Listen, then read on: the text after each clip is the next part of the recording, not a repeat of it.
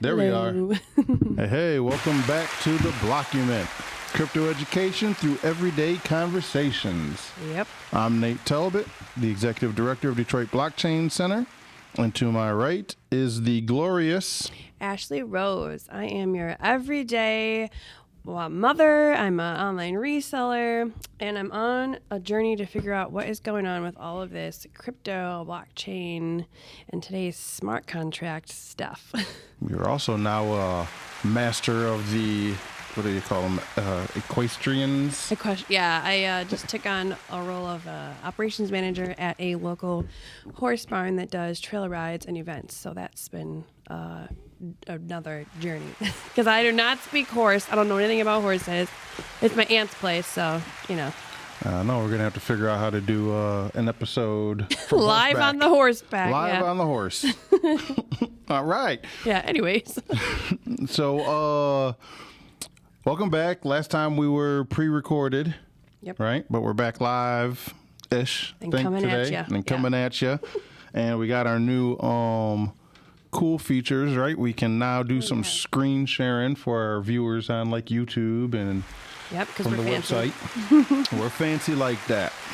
So we'll still be descriptive. We'll still talk through everything, but every now and then we'll incentivize you to go check out the video stream just so you can see some things, like when we go over your block note space stuff. Yeah, and I'm gonna call myself out here. To this morning, I call it a meme pool, but it is not. So do not call it that. It is a It's meme pool. not the meme pool, although I think that would be just as interesting to look at. How many memes were created this block? Yeah, hey, that would be something fun for sure. All right, so let's throw it up on the screen real quick so people can see what it is you're doing and reading. So what we do is we pull our information. A block explorer is just, what is a block explorer? It just pulls information from different, what are they called? Like Coinbase, Gemini. What are they? Exchanges. Well, they do pull some. That's how you get the dollar amount. Or like nodes. Yep, it's just, this is like if you ran your own node, you would have your own block explorer, except you'd be looking at your node. But don't they pull from different ones? Well, they pull from their nodes. Okay. And then they might cross-reference some data with like some exchanges to get like, Bitcoin doesn't know dollars. Bitcoin wasn't created for fiat, right? Mm-hmm. Ethereum doesn't know dollars. None of these native blockchain systems know dollars. So when you look at their block explorer, it's going to tell you there's if a fee was paid, it's going to tell you that, 2,000 Satoshis were paid. It's not going to tell you that 43 cents was paid. Mm-hmm. Right. So they have to pull that price correspondence number from someplace so you can get that from like an exchange. Okay, that makes sense. But the primary focus of a block explorer is just to explore the block. And on the block, there aren't dollars. There are just native coins. So what block are we looking at right now? We are looking at block number 796,858. That's this that's one. That's the one here. I'm looking at. Okay. All right. That's the one I'm looking at now, too. Perfect. Tell us about it. So this block, the size is 1.66 MB, and that is comprised of 1,387 transactions. Mm-hmm. The total fees and subsidies for that that were paid out are 6.386 Bitcoin, which equates to 194,962 USD. And the winner of that beautiful sum of money is Luxor, which is a new one that I've never seen Luxor before. Luxor, powered by Luxor Tech. Fun fact. Love a good fun fact.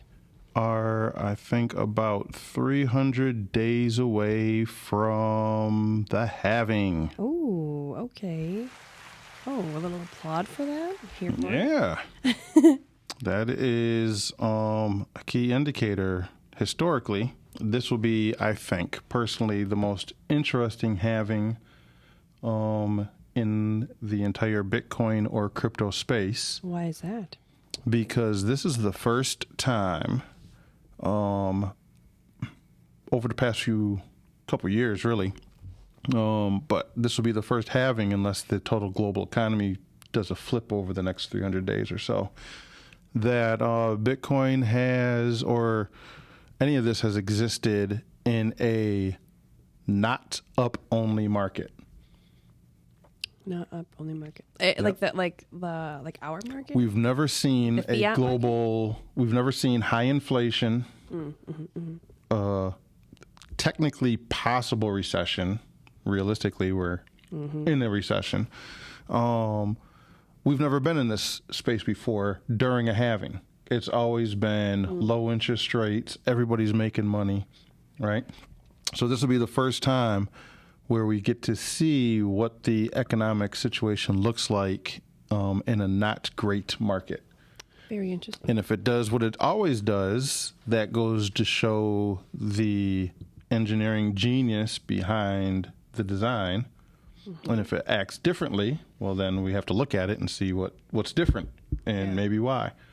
It'll also be a very low, we'll be cutting our block subsidy down in half, right? That's what the halving is. So instead of doing 6.25 Bitcoin, we'll be at like 3.175. That kind of sucks. So I always thought about okay, so then why would people continue to mine? Oh, because the price would be higher. Well, theoretically, not so much that the price is going to be higher, although the economics for at least Bitcoin definitely indicate the price should be higher after every halving cycle, because the supply cuts in half, but the demand theoretically stays the same. Should we have this conversation for the after the Black Notes? If you want. A little incentive to come check it out. Sure. We'll go deep on the math of the halving. We're going to leave you in the Black Notes. All right. So in all of that, what are we talking about today? We are talking about what are smart contracts. What are smart contracts? Yes, and I'm pretty excited to talk about this because I did a smidge of looking into it, and it kind of sounds interesting to me. All right. So what are smart contracts? Yeah, I knew it. Here it comes. I'm like, this is why I don't like to tell you when I look into stuff. Then it turns into a pop quiz. It's not a quiz. It's just a... What did I retain? It's a me learning moment. You can teach me something. Well, okay, I will tell you. So I came across a really cool comparison to kind of tell you what a smart contract is. So in 1930, the vending machine was invented. And that was technically the very first smart contract because you go to a vending machine to, let's say, buy a Pepsi, and you give them like a nickel because it's 1930, and you are agreeing. You are the customer, and you're agreeing to pay this nickel for this Pepsi, and you enter it into the machine, and the machine automatically does its code computing and then just acts and gives you the soda. And that is essentially how a smart contract operates. Did I do good? You did fantastic. Woo! All right. Fantastic. Yeah, you hit the nail right on the head. Smart contracts have been around for a long time. They were not created by Ethereum or Vitalik. They were first conceptualized, I think as far back as like the 60s or 70s, theorized. And then the first application, I believe, was like in the late 80s or 90s. But of course, these weren't like the vending machine example you just gave. A key difference between all of those smart contracts and the ones that we know about now as we hear about them. In your vending machine example, which is a great example, let me ask you first, what's the key difference? Why is the vending machine, although it's functioning similar to a smart contract, what makes it different? What's the big difference between the vending machine and what we have now? So something inside me is telling me to say third party, but I don't know that that's true. Also, I don't know, actually. Even today, when you go into a vending machine and you give it your what used to be, what you said, a nickel? Right. Now when you give it a nickel and $5, right, for like an 8-ounce drink, once you put the money in, what is it doing? Oh, wait. Like validating the amount of money? How do you know? How do you know there's not somebody shoved into the machine, taking it and popping out a soda? Wait, what? How do you know what's going on inside the vending machine? You put the money in. Through past experience, you get a soda out, right? Mm-hmm. How do you know what's going on in the middle?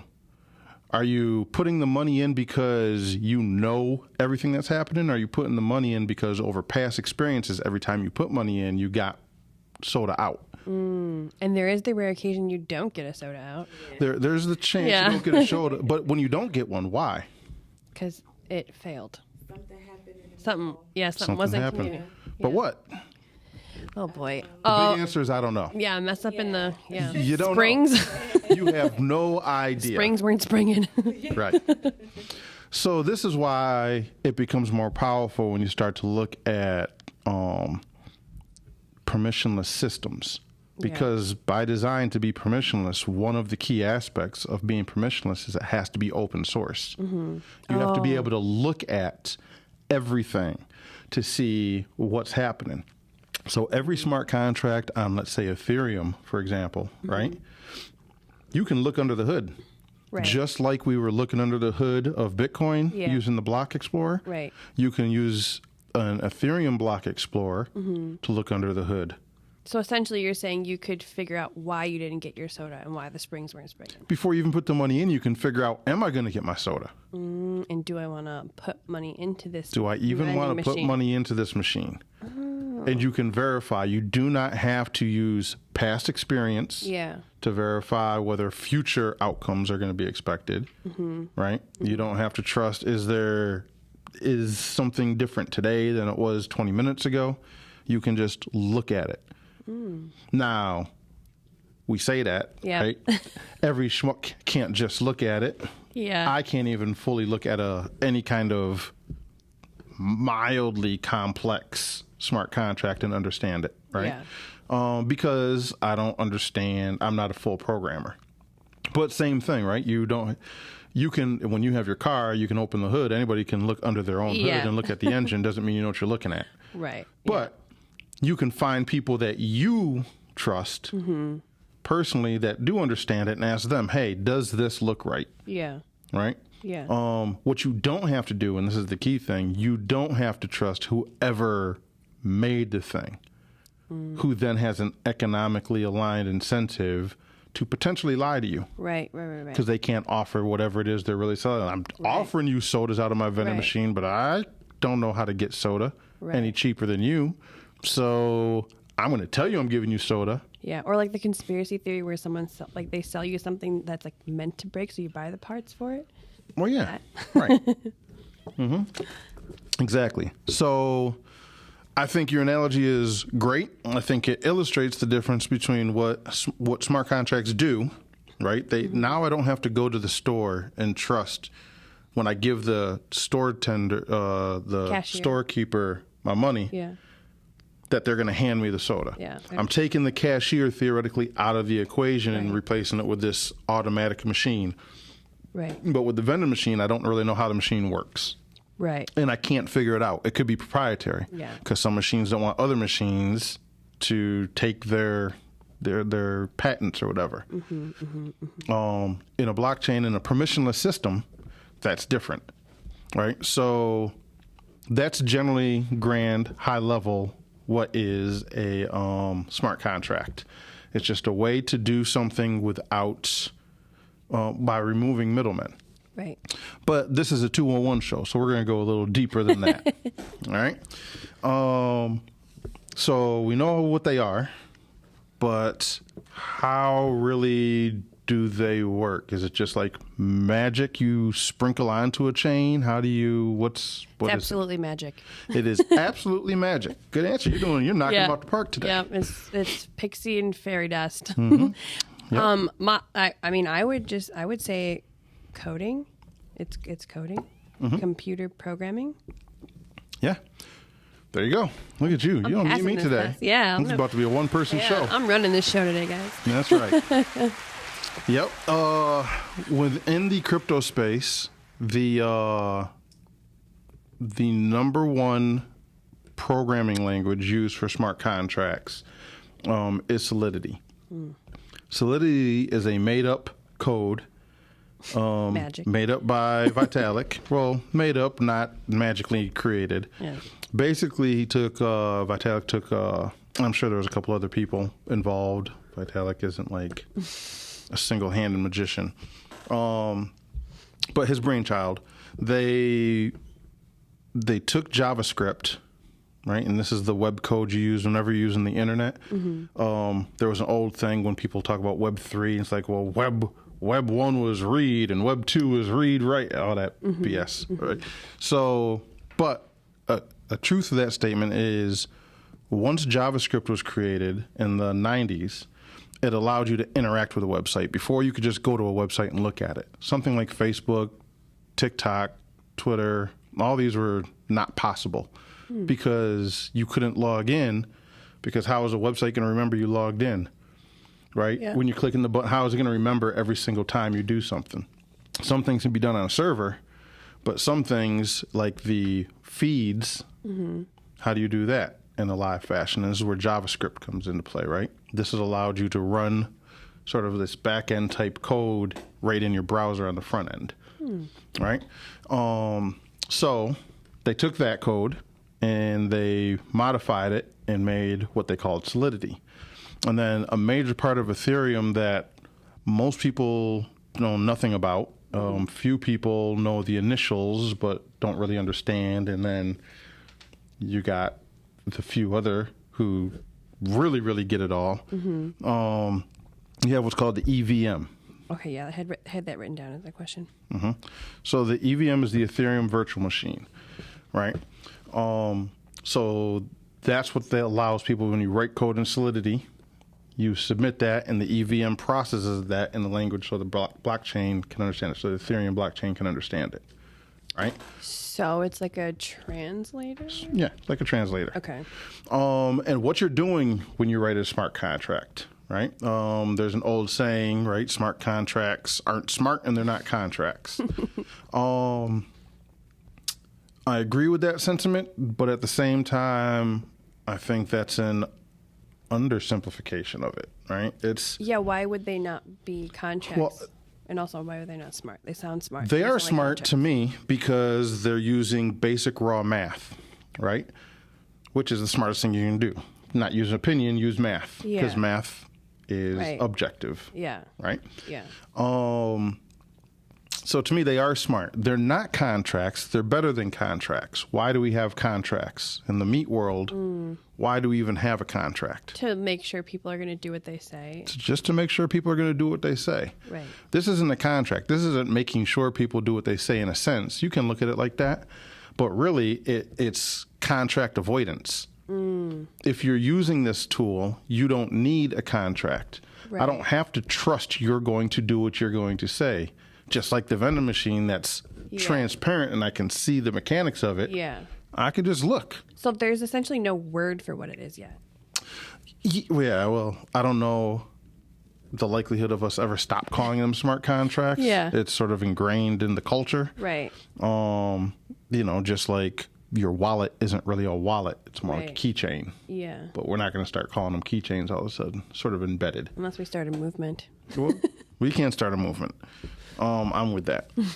So, yeah, they're smart, but they're sort of anti-contracts. They're smart anti-contracts, right? Because what does code really do? On or off chain? It just runs. Right. So there's a reason Ethereum is popular for smart contracts and Bitcoin is not. Yeah, I wanted to get into that too because I don't understand that. All right. So with with Bitcoin, you can run code, but it's called non-Turing complete. Right? Non-Turing complete? Yep. And I'll explain what that means. Please do. in a high level. But essentially, Turing completeness, right? It basically means you can do logic. You can do if-then statements. If this, then that. And then more importantly, you can loop it. You have this recursion thing going on, right? Mm-hmm. So I can say, if,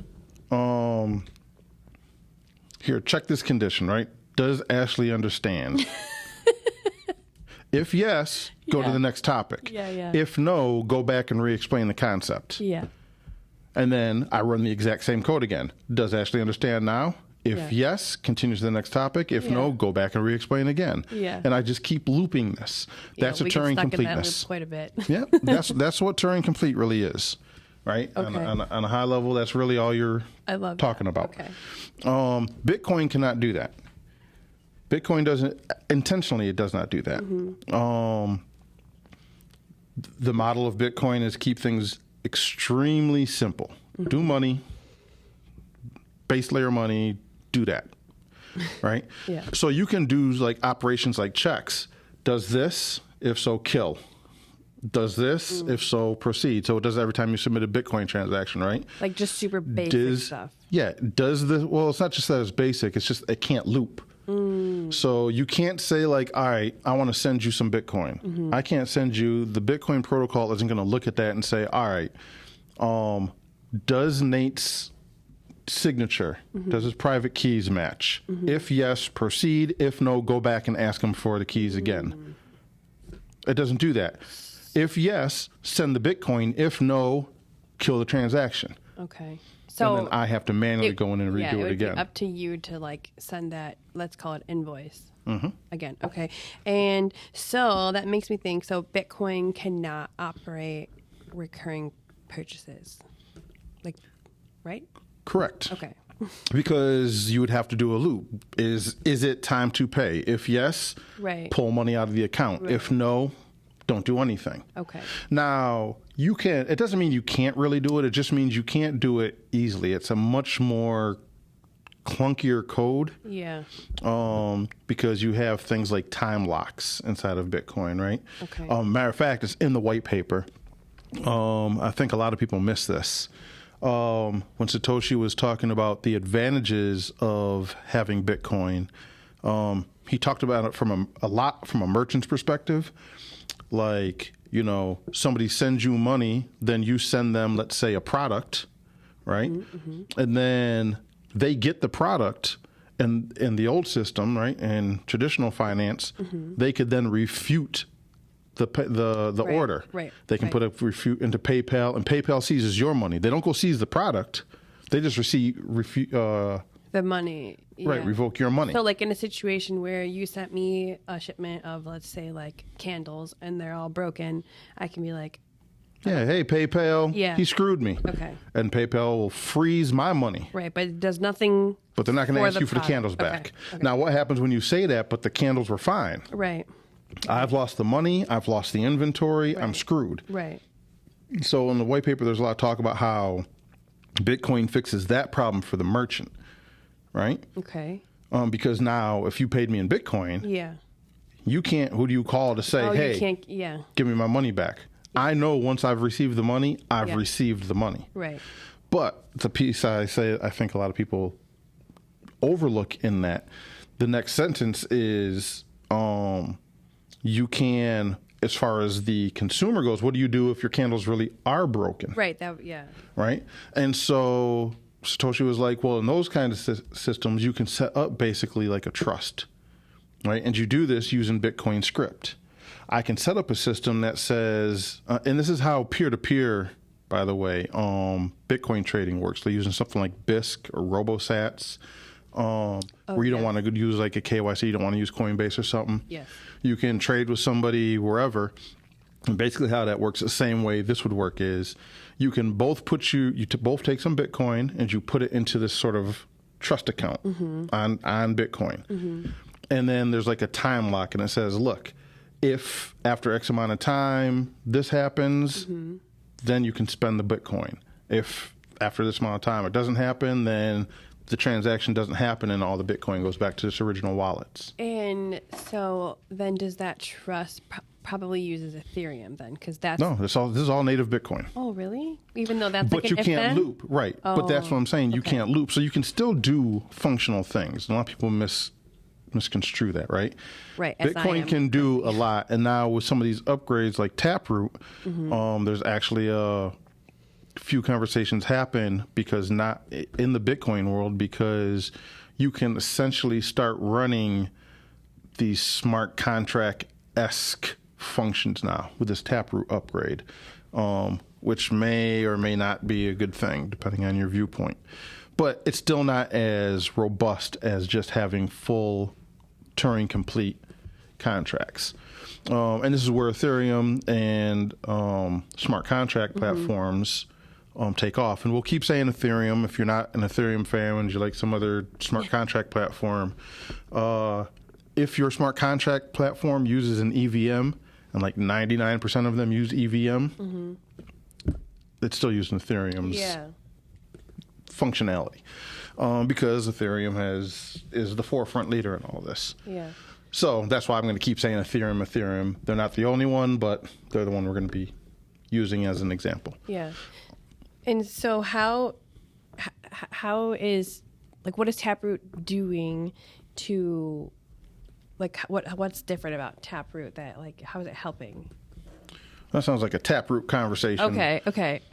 I wasn't sure, but I wrote it down, so I think I'll just ask. Yep. Taproot is, just really quick, Taproot allows you to just, Taproot isn't a thing. It's multiple things packaged together. Signature schemes and a couple other things that just allow extra functionality within Bitcoin. But the long term, even using Taproot unlocks smart contract functionality using Bitcoin security layer on a layer 2 on top of Bitcoin. It would allow you to do things like stable coins on Bitcoin, but not directly on Bitcoin. You'd still need another layer. Okay, so it'd be like a layer 2? Okay. But a real layer 2, layer 2s for the most part don't exist. Yet. Okay. They come closer and closer, but most of them are side chains, or they have some kind of multi-sig control scheme, right? But this is sort of a downside of smart contracts that we'll get into in a few. Okay. But yeah, so on the smart contract side, you can do Turing completeness, so you can do the whole loop. And that sounds really simple. If this, then that. If yes, continue. If no, go back and try something else, right? So what can you unlock with that? You can unlock a whole lot of things, right? DeFi is unlocked because of smart contracts. Because if I want to do lending, right, I'm going to put some money into a smart contract as the lender, right? Let's say I'll put 10 ETH into a smart contract as a lender. And then you come to the smart contract and say, hey, I want to borrow I need some USDC, right? So I've also put on the other side of my 10 ETH, we talked about this in the DeFi episode, and I should have said this earlier. This is a 201. We're going to use some language you might not be familiar with, but if you go back and listen to like what is blockchain and some of our previous 101 episodes, that'll get you all caught up. And you'll understand everything. Or go back and listen to them after this. So like when we talked about DeFi, right? So I put 10 ETH in, and I put whatever the market rate of USDC into the pool. And the pool is just a smart contract. And now you come along and say, hey, I got like 2 ETH. I don't want to sell it, but I do need the cash. I need the fiat right now, right? So you can come to that smart contract, see what's in there and available, and see all the terms of the loan because it's all written into the code, right? And you'll see that, look, if you you need around $1,500. That right now, today, 1 ETH is around $1,800, $1,900, right? So the smart contract will say, well, we'll do a 2-to-1 loan. So if you put 2 ETH in, we'll give you up to $1,900, right? So you'll put 2 ETH into the smart contract. It'll go into my pool. It'll take out, would that be just under $4,000? Well, it'll put your 2 ETH in. You say you want $1,500. It'll take $1,500 of USDC from me and push it over to you. Right? So it takes the liquidity that I provided. And then gives it to the person who was requesting the loan. Yep. Okay. Now, if the price of ETH tanks, right? So you're not at a 2-to-1 anymore. Let's say ETH goes down to like $1,000. Right. You're going to get liquidated. You're going to lose the 2 ETH because I let you borrow 1,500. I'm going to get my money back plus a little bump. Right. From the ETH. Right. As an incentive for you to even put up the money. Okay. Right. And then if you don't get liquidated and then you eventually pay back the loan, the interest you're accruing on the loan, I'll get my percentage of that 1,500. I'll get that percentage. Okay. So as a lender, as long as I can trust the smart contract, right, and I don't have to necessarily trust it, yep, if I read it. Okay. I was just going to say, is there a situation where you wouldn't trust it? Because the point is to not have to trust it. But then that means you have to read the contracts. Yeah. How many contracts do you read? Yeah, I know. That's exactly where I was going next. You read that Netflix contract? I haven't read a single contract. You read that iPhone contract, every contract of every app, that Twitter contract. I like going with good intentions. Like, I'm going to read this contract, and I see the word, a couple, 5 words, and I'm like, I'm out. Yep, that's what most people do. So, yeah, you run the risk if you can't read the contract or you don't find somebody you trust that's read the contract, right? And this is what an audit. So, in a lot of the smart contract places, you'll hear people talk about audits. Yeah. Who audited the contract? Auditing meaning just reading it, correct? Making sure it's representing both sides. If I'm going to buy a house from you, right? I'm going to go get a lawyer and some accountants and all these people who know about houses, right, and have them look it over and tell me if it's a good deal, because I don't know. Right, they could have slipped in I don't know how the interest works. I don't know how to tell if I have a good foundation or not. Right. I need to go ask somebody I can trust. Right. Now, I probably don't know anybody, so I'm going to pay them. Right. But I'm paying them to incentivize them to tell me the truth. Right. Right. And so then does an auditor read the code, or is there actually words like they got to read the code? Because there's got to be words, but are the words within the code? No, this is what coding is. Computers, yeah, right, only reads ones and zeros. This is blowing my mind. I mean, I get it, but it's blowing my mind that there aren't words. Then how can you read it? This is what Solidity is, right? Okay. So Solidity is a way for you to use in sort of natural language, right? Like literally the code would be, if this event, if user, I like that, accesses the site, then ask them to connect a wallet. Okay. Right? Okay. You're not really using these words, but this is basically what it's saying. It says if, and then you might put a curly bracket. Okay. So this is the translation. Is this what we would call the EVM? Or that's yep. And maybe in the block notes we'll actually go through and look. Okay. I'll show you a smart contract. I'll show because otherwise we're going to get stuck in this loop forever. This is not crypto specific. This is how programming works. Oh, okay. Any programming, I don't care if you're using Photoshop, Word, anything you're doing on a computer, the person who programmed that, right, they did some kind of wording like this. You literally use the words if. You literally use the words then. You say if, and then whatever the short statement is. It can get really wordy and ambiguous. And so part of making programming code, right, is summarizing something into, you might see var, right? That just means variable. Okay. Right? So you might see something like var and equal sign and Ashlee. And that's just, or name. So you see variable, var, which is variable, equals, which in coding means is, not equals. Right? So variable is name. So essentially, an auditor is someone who reads this foreign language and translates it into what both, let's call it the seller and No, they don't translate it. They go through and say, look, let me finish the example, right? Okay. Variable is name, right? Okay. Now I'm writing a Turing complete code, a loop. Okay. I might say if the variable name. Yep. So I'll just say if name is, and then I'll put in quotations, Ashlee. Right. Okay. So if the variable loaded in is Ashlee. Yep. Then send some money. Yep. Right? If variable is not Ashlee, don't send the money. Right. Right.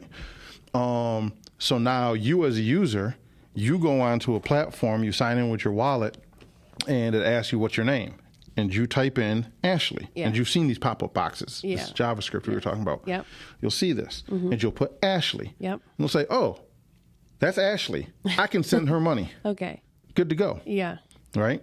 That's literally what the smart contract would say. Right? Or what the code would say. If name is Ashlee, Give her send the money. But first I got to tell it there's a variable named name. And I could call it name. I could call it identity. I could call it whatever. It doesn't care. Yeah. I'm telling you this is what it is. Needs to equal. Yeah. I'm telling the computer this is what it is, right? Yeah. So what an auditor would do, maybe I wrote that code, but I put var equals name without the E. Then in the code I put if name spelled properly is Ashlee. So you that code will never run. You will never get your money. Right. An auditor's supposed to go in there and be like, that's not right. So they are kind of like just editing. They're sort of editing and making sure the logic. So when you talk about if then, and this is a thing I wish they taught, at least me, when I was in school learning math. Yeah. I'm talking about like just elementary school, right? That math is just logic, right? 1 + 1 = 2. They always give it to you like a statement. But what it's really saying, that formula, 1 + 1 is if you have this many, 1, plus this many, another 1, then you have this many. We call that 2. It's just logic. Yeah. Right? And that's why it is smart. It's smart contract. It is smart to me. It's math. Oh, wow. Yeah. And that's why they'll say coding is math. Right? Yeah.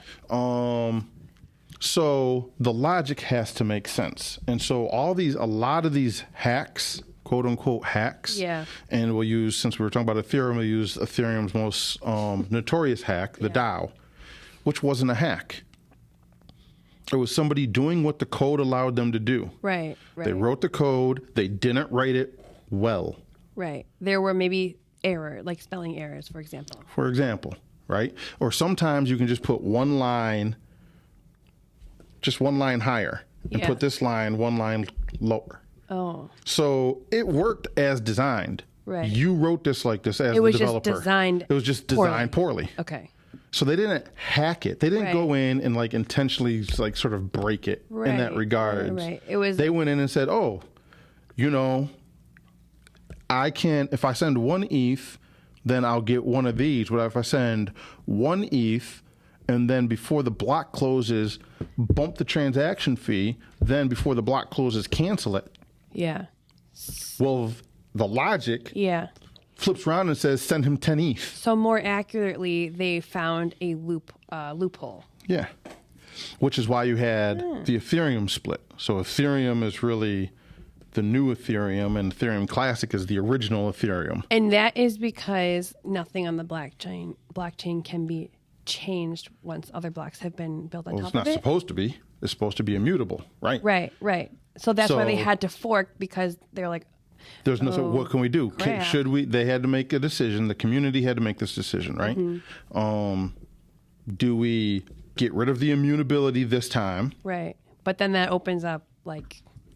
Hence why you have two different, that's where I think a lot of Bitcoin people who were interested back then, and we're talking like, what's this, 2017, 2016.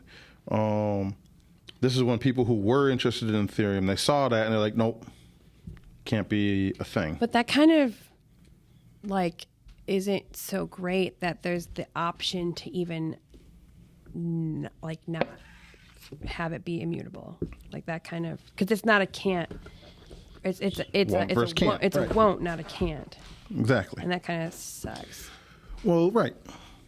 And if you don't know what we're talking about with won't versus can't, go on YouTube.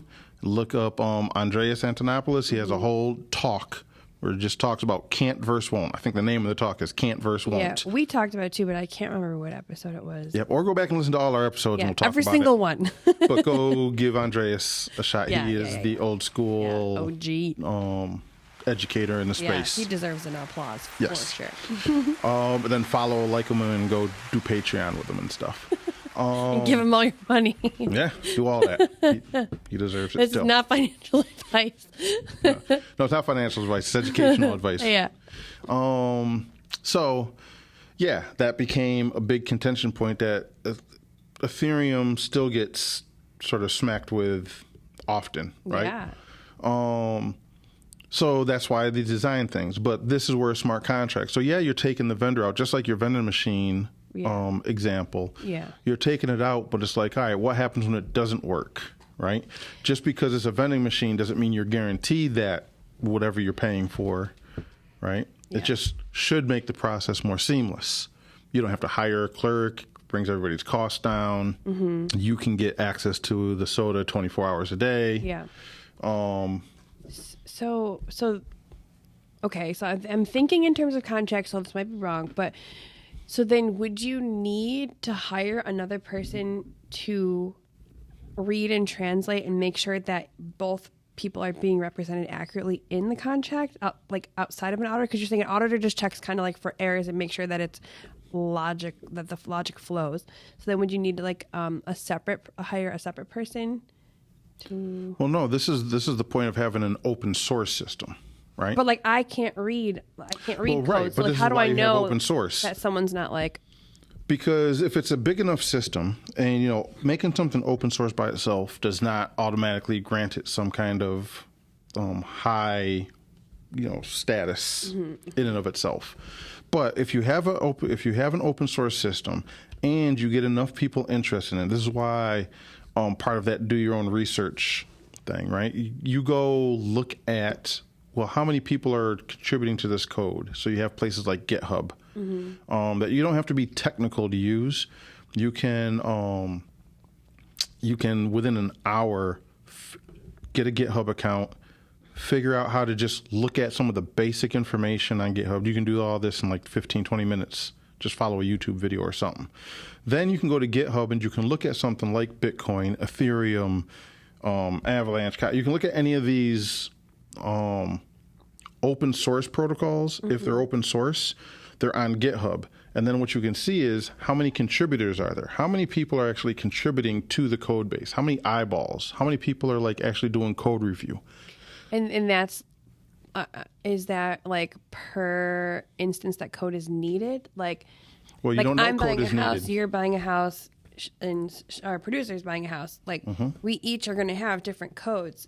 So are you saying... No, you're going to have one code. You're going to have Alice who wants to buy a house, and she thinks the whole process is garbage.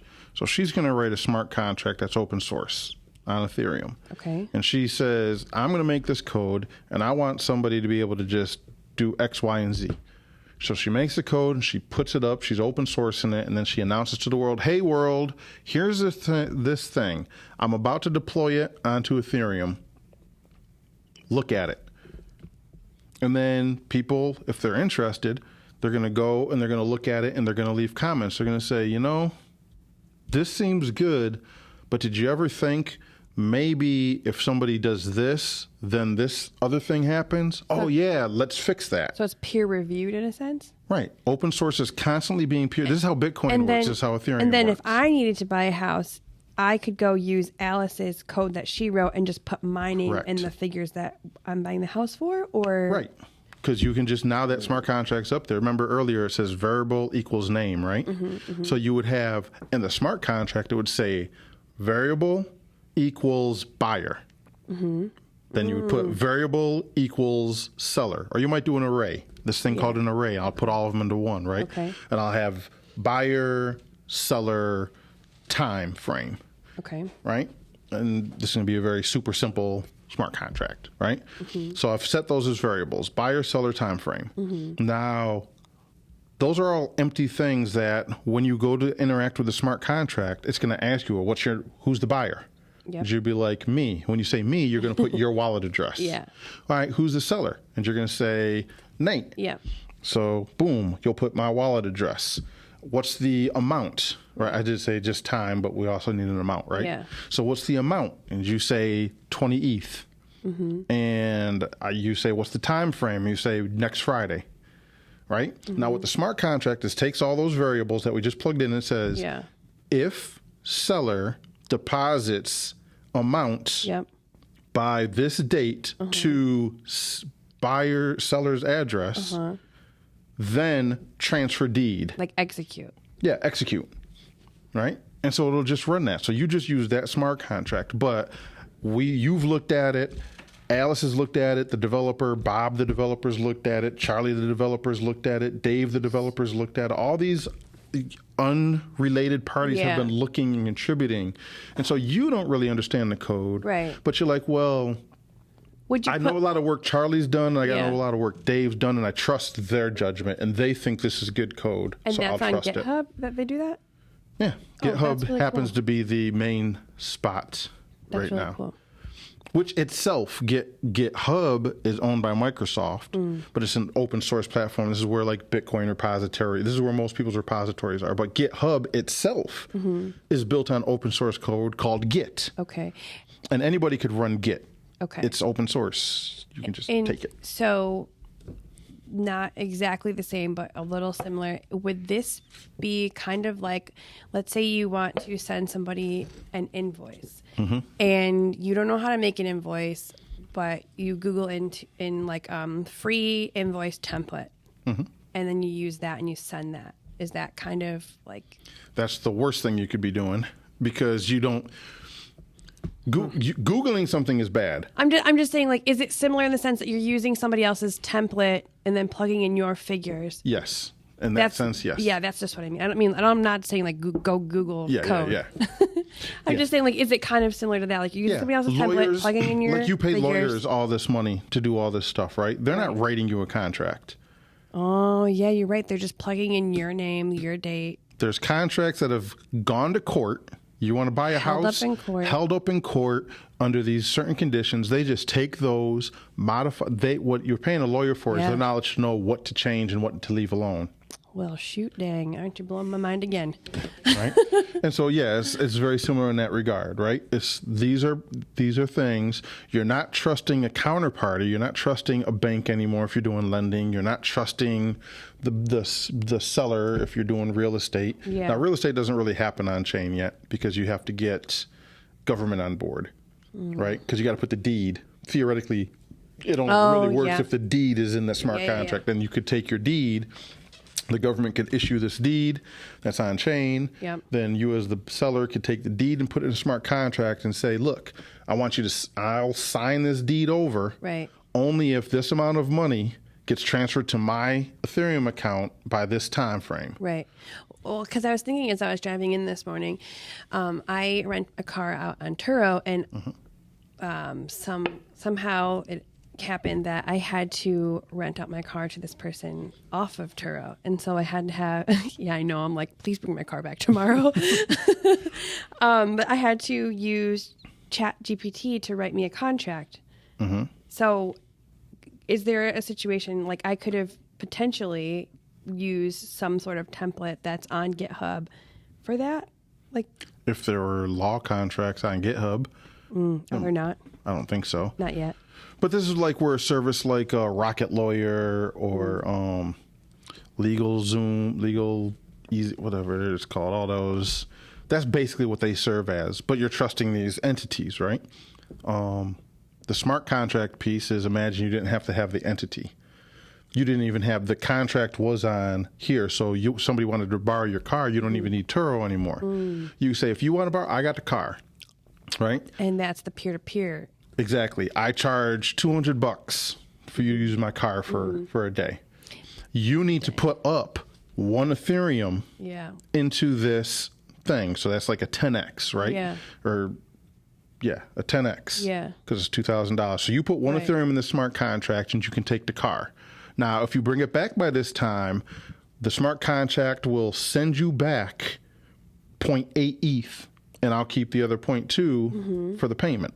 But if you don't bring the car back, for every hour or day late you are, an extra 0.x ETH will be added to my account. If you never bring it back, then I keep the whole ETH. Right. And you got the car. Right. So you really want that ETH because you don't have any other things to be worth more than the car is, theoretically, right? But that way they could do it. They put the money up. And this is like bending my brain, because then I'm thinking like, oh, so then could somebody create a car rental company using the contracts? But then it's like, no, because like every person who wants to rent out their car would be their own car rental company. Sort of, right? So with smart contracts, you have the extreme, which I'm sort of an extremist, right? I'm this pure, absolutely peer-to-peer everything type. Yeah. So you could build that, but you could also build companies on top of that utilizing smart contracts.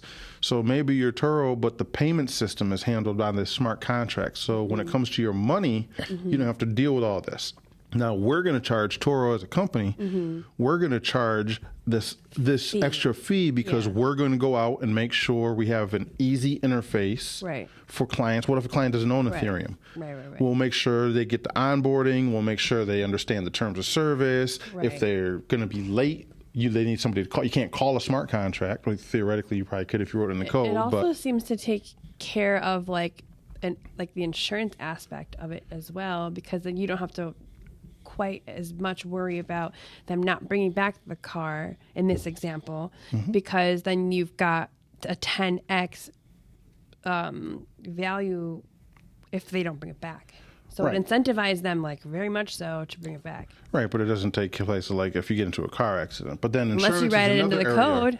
Well, then you also have insurance. Just insurance in general could be revitalized once these platforms are ready. Well, that was one of the things that I wrote down also. This is where you hear all the use cases, every use case. So you got money, right? So you got your Bitcoin, Moneros, Litecoin. These are just all money-only services. Okay. Right? And then you have smart contract services, Ethereum, Avalanche, Cosmos, all of whatever. Okay. You have those services. And then layer 2s on top of those, which are really mostly side chains on top of those, right? You have all of these services. And that's when every time you hear utility, they're talking about, what can I do with a smart contract? What does my token do to unlock smart contract functionality? It does lending. To make it useful. It does art. It does real estate. It does whatever. Insurance, theoretically, supply chain. This is where you hear all these ideas. Problem is the technology isn't where the ideals are yet, right? And so a lot of them don't make sense, but they want them to make sense really bad, and so they write crap code because bad, greed. Yeah. And that's where you want an auditor to come through. Bridges are just sort of custodial smart contracts with multi-sig keys, so a few people can, if my smart contract gets hacked, I can stop it before we lose too much money, which means it's not really censorship resistant because they could censor. That can't versus won't. Back door. It's their back door. Yeah. And a lot of these protocols you found out, especially in this last bull run, because they were finally ready for production, quote unquote. We found out how many backdoors existed because all these protocols would get these little hacks because somebody found inaccurate written code, but they would plug it before the accounts got drained. And it's like, well, how did you plug it? And we had a panic button. So you had a backdoor. You just didn't tell anybody. It was a won't versus can't. It was a won't versus can't. Wow, yeah. And this is when you hear about regulation and things, and ETH was a security, but it's not a security. And it's like, well, that's probably how, Bitcoin there's advantages of being a first, right? One of those advantages is when you're very first, especially with a brand new idea, nobody cares.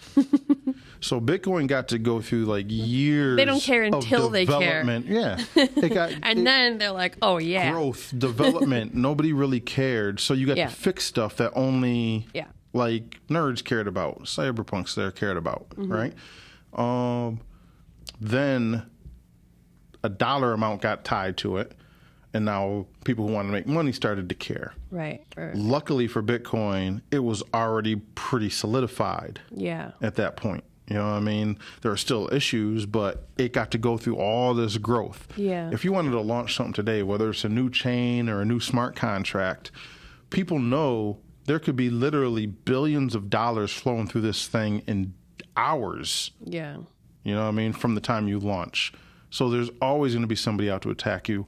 It might be impossible to launch something that has a decentralized, trustless infrastructure from day one. Everything might have to start centralized. And then slowly, as the bugs and things get worked out, work towards decentralization. And this is where I think some of the better proposals when you hear people talk about like regulation and stuff. Because while I'm not for regulating peer-to-peer anything, right? If you're going to add a counterparty into it, some trusted middleman into it, well, that's sort of what the point of regulations are, to protect humans from other humans. Right. So while this human has a secret push button, regulate the shit out of them. Yeah. As that push button gets harder and harder to push, less and less regulations, and to the point where they can't push it because they don't control it anymore. Right. And then be a camper. Now you can't. Right. Now you can't do it. Yeah. Now those regulations don't apply to you anymore. Okay. Do you know what I mean? And if you can find a way to launch a decentralized project from day one, cool. And no regulation should really be tied to you. But as long as you got a few small set of people. Yeah, with some backdoor keys. Yep. And as a user, you need to be aware of that. Who's really got these backdoor keys? And if you don't even know what a smart contract is, you can't even tell if there's some backdoor keys. Yeah. But every smart contract is published. Like you can use Etherscan for the Ethereum blockchain. You can just go onto Etherscan, just like I can see your wallet. You can see your own wallet address. Well, like in Ethereum, you have your wallet, and then every smart contract has its own address. So you can look at every smart contract, and you can do your own audit of it. Oh, wow. And like I said, maybe in the block notes, we'll take a quick peek at that. I would like that. All right. Plus, I have some other things that we didn't touch on that I have questions about. I don't know. I'll give you time for one more question, and then we'll make it a quick one, and then we'll wrap it up and go over to the block notes. Oh, which question do I want to? Well, I don't know that any of these are quick questions. I was just curious about. I heard about flash loans being part of the smart contract situation. And they interest me very much so because of arbitrage. If you cannot code, like seriously understand how it works, don't try a flash loan, even though... Well, I certainly will not be trying a flash loan. It just sounds very interesting. Well, they are. So basically what happens, we just talked about lending, right? Yeah. So let's say we want to use the AVE protocol. And if I want to borrow $200,000, right? I'm going to have to put up maybe $400,000 to $500,000 collateral, right, to traditionally use it, and then pay interest on all that. For just any loan, or are you saying for a flash loan? For any loan. Okay. I don't want to put up $400,000 or $500,000. Okay. I see this opportunity over here on Uniswap, right? For arbitrage, right? Arbitrage is just where you make efficient financial. It's a little more deep than that. Like you're buying low, selling high, but you could buy lower and sell higher, and you don't know that. Right. But I see it, and I see you're about to do this trade. I want to get in on your trade and take that little 1%. Yeah. Now you're talking about $100. That's nothing. It's not worth my time. However, but if you're doing, $100,000, $1 million trades, you can get a flash loan for $1 million. Well, I want to do all this and front run you, right? And so, how a flash loan works is basically you're going to say, look, in Ethereum, it takes about 12 seconds for one block to happen, right? So I got 12 seconds. Yeah. In one block. If I can go in, borrow the money from Aave, go to Uniswap, buy up the asset that you're about to do a trade on, sell it to you in that block, repay the loan, right? Anything left over I keep. Yeah. And here's the trick. If I can do this in 12 seconds, I don't have to put any money into Aave. Right. I get the free loan. Right. So it's cost me $200,000 to do all that. I can get a free $200,000. Buy $190,000, sell it to you for $195,000, make like 10,000. I think I said all that wrong, but regardless, either way, it's a big chunk I'm of going change. to walk away with $10,000. And that's why I was interested in hearing about it. Right. 'Cause I was like, And then if I can I don't, get in on those? the power of a flash loan is if I can't do all that, let's say I work it and it doesn't work, what did I lose? Nothing. Nothing. Because it won't execute unless It just won't execute. It'll be a fail. I'll pay the gas fee. Yeah. Now, because I need to guarantee it in that block, right, I'm probably going to have to guarantee the gas fee. And we're talking about all these smart contract interactions. So at today's gas fees, which I don't know what they are off the top of my head, I'm looking at the EtherScan site. The 20 GUI is the median gas price right now, 81 cents. But that's every transaction. So for all those smart contracts, I'm probably doing dozens of things. It might cost me $300 in gas fees. Yeah, but that risk versus reward is. So I'll lose the $300 because I got to pay for that. It doesn't care. Ethereum doesn't care if your transaction goes through. It cares, did I try to make the calculation happen? So it'll cost me $300 in fees, but I didn't have to put up the $400,000 loan and then lose it. And now I got a $400,000 loan I got to pay back, right? Or $200,000 loan I got to pay back. So it might cost me a few $100 when there's a busy chain like it was during the bull runs. That $300 is more like $6,000-$7,000. But that's why you don't do it for a $10 arbitrage. Right. Right. You want to make it count. You got to make it count. Yep. So. Yeah, that's what a flash loan is. So it's sort of exploiting, it's not really exploiting smart contract. It is sort of exploiting smart contract. I thought that I had seen that, like, you can't do that anymore. Or, like, I don't know. You can still do them. It's just not, it's not easy to do. And, like, Avalanche doesn't want you to do that, right, on the platform. Avalanche. Aave doesn't want you to do that on the platform. So, yeah, they make it a little bit harder. You know, you change up some of the smart contract because you're exploiting basically a smart contract. Because theoretically on Aave, you should never be able to pull out money, even within a 1 block period. I should never be able to pull out money without putting collateral up. Because I'm exploiting it to do arbitrage, but who says I can't? And people have, I don't think with Aave, but with other lending services, you can exploit that and just take the money. And I'll just take the money, and people will drain these pools. So you'll have this lending pool that has... And that's because it was because that particular code was poorly written, or... Yeah.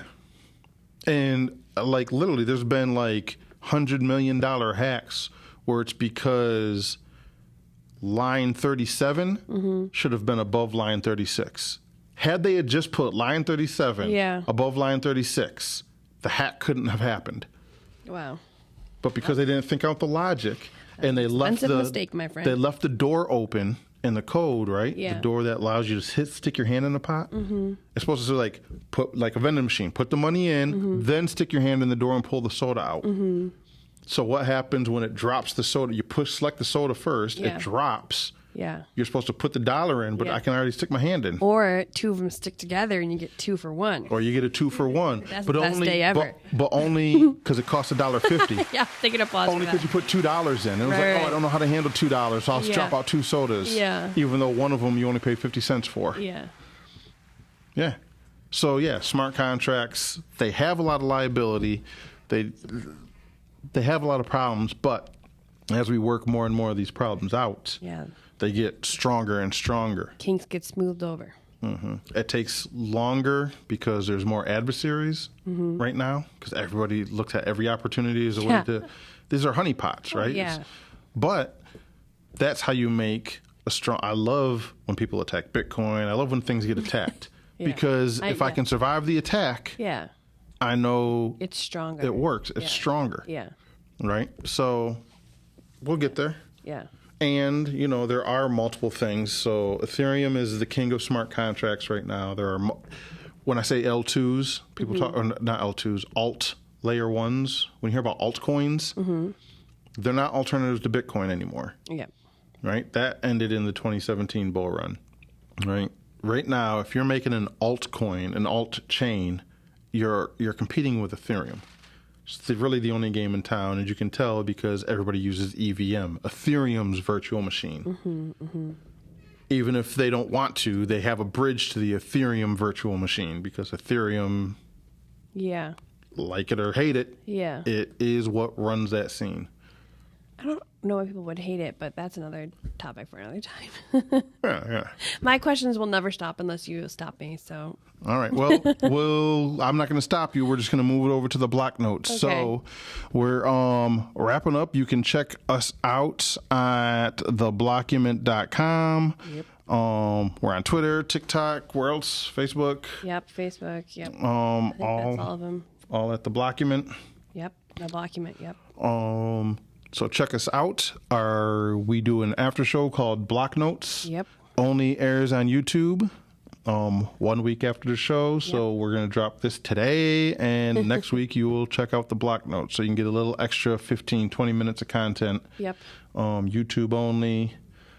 And I think that is all. Yep, I think if you got ideas for future shows, something you want to know about, questions about this show, hit us up. Yep. I'm on TikTok. Yep, talk to us. Yep, hit me up. I'm at Nate T313, Nate Toshi. Oh boy, I don't know. How can they get in touch with you? I don't know my It's all right. Twitter Where can they get in handle. touch with you at? I'm on Facebook. All right, how do they find you on Facebook? I'm just Ashlee Rose, but Just Ashlee Rose. Yep. Is that what I type in? Just Ashlee Rose? no, I'm Ashlee Rose. Like I'm just your normal chick, okay? Right. I'm going to put a link to the Yeah. best way to contact you on Yeah, the I have never Blockument. thought about that. Yeah, Yep. we'll figure it So, out. If you got questions, you got People whatever, don't normally hit us contact up. me. I'm just a regular person, okay? You're not regular. You're extraordinary. Oh, thank the you. extraordinary regular yeah. Ashlee Rose.